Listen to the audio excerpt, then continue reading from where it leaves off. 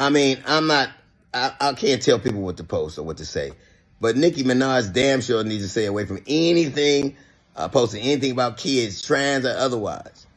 She supports a dude that is on the Epstein list 1,000 times. She's actually married to a registered sex offender, a pedophile.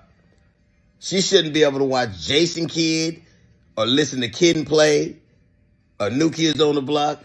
Hell, she got to walk around the aisle with Cabbage Patch Kids on it. And she damn sure should stay away from Sour Patch Kids. And it ain't Governor Newsom Nicki needs to be worried about. It's Chris Hansen. DL Hughley tore into. You now have a whole amazing UN barbs. We're now in the United Nations barbs. In Nigeria, Christians are being targeted, driven from their homes, and killed. Churches have been burned. Families have been torn apart. And entire communities live in fear constantly, simply because of how they pray.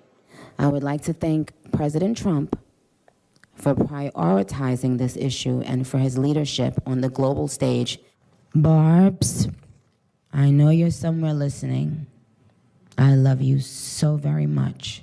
This isn't about taking sides. This is about standing up in the face of injustice. The one and only Nicki Minaj. Nicki Minaj being a Trump supporter is probably one of the less shocking things I have heard this year. And that's simply because if you've been paying attention, I feel like the cracks really started to show in 2020 when she made those comments about the COVID virus and about her cousin. I can't even repeat what she said about her cousin, but you just had to be there. In 2022 or 2023, the Barbs linked up with known white supremacist Ben Shapiro to diss Megan Thee Stallion together. Then on top of that, I don't really remember her saying anything about Kamala Harris last year during her entire campaign. Look, it's been coming. This has been approaching. If you were to ask my opinion on if I think she's being serious or not, I would tell you that I honestly feel she is 50% dead serious and also 50% grifting. This is giving grift. And I'm sure a lot of y'all who have been in online political spaces, you'd agree with me because we can spot grifts a mile away. It has that sense of desperation, trying to get as much of attention as possible. Like it's the tweet after tweet, the retweets, heavy interaction with right-wing political figures. Like we've seen this before. Candace Owens did it. Jeffree Star's doing it. Charlie Kirk was the master of this. I can just tell like her heart is not in it, but her pockets are in it. Good vid here from the new Classic 2020 on TikTok. Tweeting things like this. I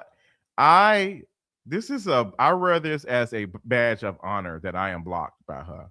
I am so glad to be blocked by her. Like, this is what she's tweeting now. Heroes, the good guys, God bless America. Let's move. What? Let's go. We got to have fun. We got fun to have. What? My sheep knoweth my voice. You know what? Maybe this is a tweet about the do anything pictures, which are the barbs. All of it. This is very weird. This is like she's talking about thus saith the Lord.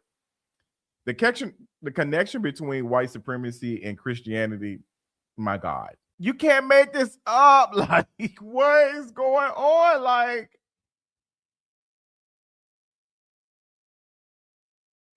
this is not normal behavior.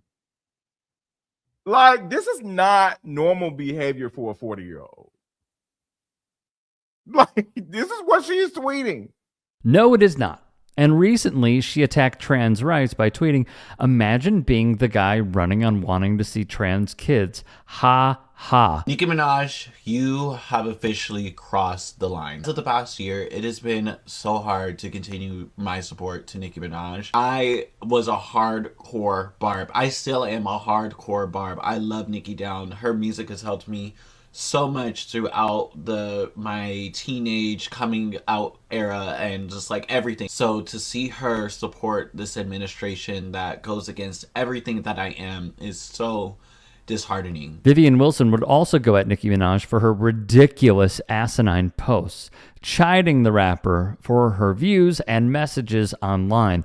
Shout out to Wilson, by the way, for using her platform how one absolutely should. So let's break it down. Nicki Minaj had plenty to say in the past couple of days about Gavin Newsom and trans children, and literally nothing to say about the $500,000 judgment against her that's threatening to sell her house.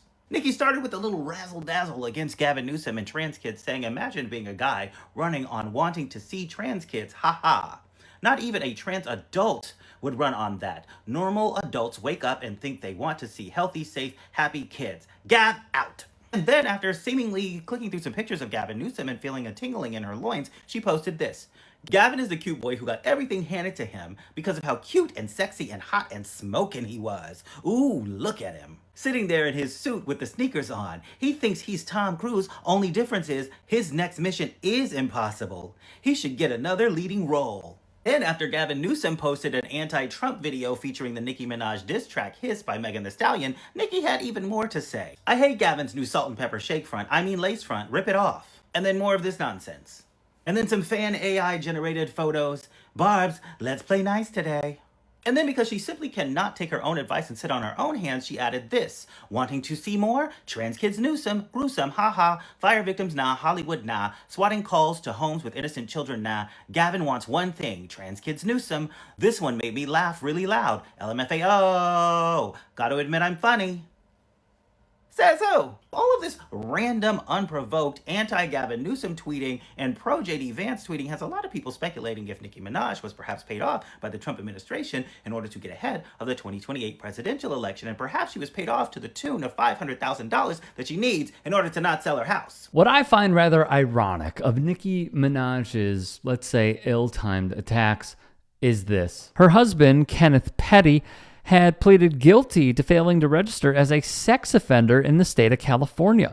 Rolling Stone printed in 2023, Petty took a plea deal the year prior, admitting that he failed to register as a sex offender after he moved to the state with Nicki Minaj following their marriage in 2019. Petty was convicted for the attempted R word in 1994, serving over 4 years in prison. The suit was filed in the U.S. District Court in Eastern New York. The outlet published this revelation. The suit alleges that Nicki Minaj directly and indirectly intimidated, harassed, and threatened the person named to recant her legitimate claim that defendant Petty R-worded her. The next paragraph, Petty would serve 4.5 years in prison after pleading guilty to attempted R-word, which occurred when she was 16. The suit details the 94 R-word as well as nearly 2 decades later, Petty and Nicki Minaj's alleged attempts to have her recant the R-word charge. The desired recantation was spurred in part by Petty's arrest for failing to register as a sex offender when moving to the state, a condition of his 94 conviction. So I must ask, one Nicki Minaj, who is in her 40s, tweeting about a family member's swollen testicles and providing cover for her significant other, who is a sex offender. Why are you talking about trans people so much, Nicki? Are you begging to be in with the Trump family? Are you begging to be in with the Trump admin? I must say,